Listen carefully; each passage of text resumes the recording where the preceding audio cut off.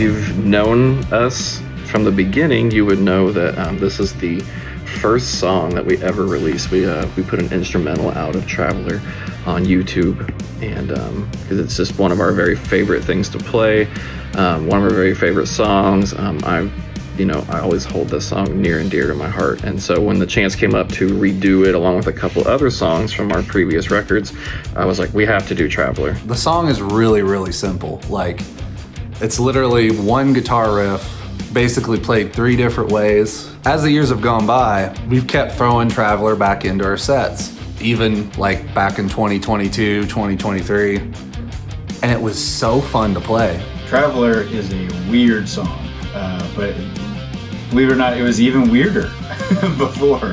So going back in time to all these old demos from 2014 and the different stages of recordings that they had done over the years, getting them up to speed to sound like they sort of jived with the self-titled album was a project in and of itself, because they've come so far since then. But the guys are used to how the songs sound in their original form.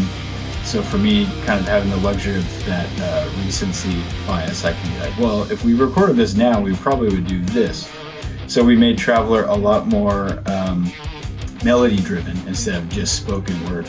But what's cool is the mysterious, kind of spooky parts of the spoken word texture is still in the song, but then Ian's, more modern take on melodies in there. So the song's a real hybrid of like what the band was way before I knew them and what they are now. When I did vocals for the first version of Traveler, it was literally the first time that I had ever recorded my voice, as a lead vocalist on a song. Terrifying, no technique, no idea what I was doing. Now having over 10 years of experience, it felt so good to be able to go in there and, I operate off muscle memory. So, it was like nostalgic to go in there and sing those parts the way they were sang on the record, but also to add new parts to it. And so you get this wonderful marriage of the original ideas with these new melodies. Because the original, there's no singing, there's no melody, that's the word. But in this version, it needed a hook along with the yelly, screamy stuff. Andrew really helped us bring in the new side of our band with Ian's vocal style and combine it with the old. So it was really fun to kind of bring that song into 2025.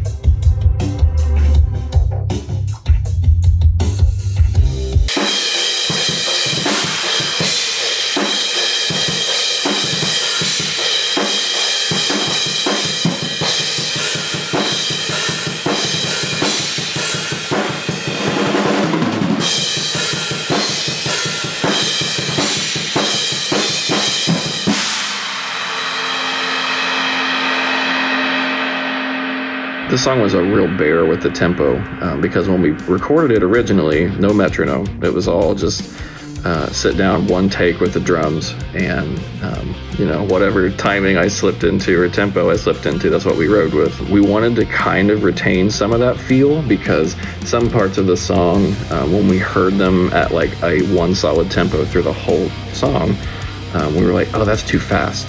That part needs to come down. And so we picked Andrew's brain, and he had a way to slow the tempos down. So somewhere in the bridge, it might be the second half of the bridge, the tempo of the whole song starts to slow down until the very end when it really goes off the rails.